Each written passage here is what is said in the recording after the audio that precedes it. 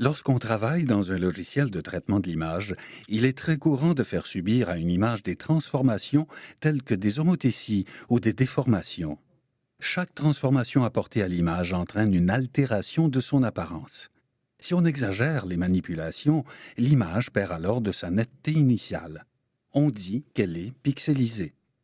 Ce phénomène de pixelisation est produit par les multiples rééchantillonnages que chaque transformation fait subir à l'image.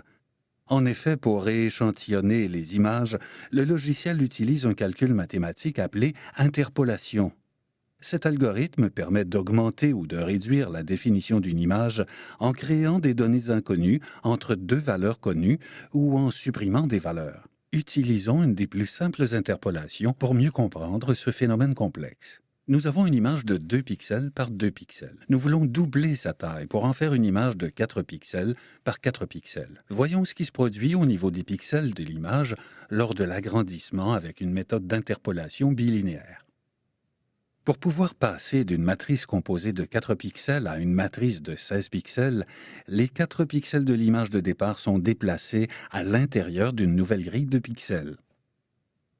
L'espace créé par ce déplacement va alors être utilisé pour loger les nouveaux pixels de l'image agrandie. Pour créer ces nouveaux pixels, le logiciel procède à l'analyse de la valeur des pixels existants. Il fait ensuite la moyenne de ces valeurs pour les attribuer aux nouveaux pixels. Le logiciel procède ainsi pour le reste de l'image. Une fois ce processus terminé, nous obtenons une image interpolée aux dimensions 2 fois plus grandes que l'image originale. Il existe plusieurs types d'interpolation. Elles n'utilisent pas toutes le même algorithme. Certaines d'entre elles sont plus performantes que d'autres, selon la nature de l'image.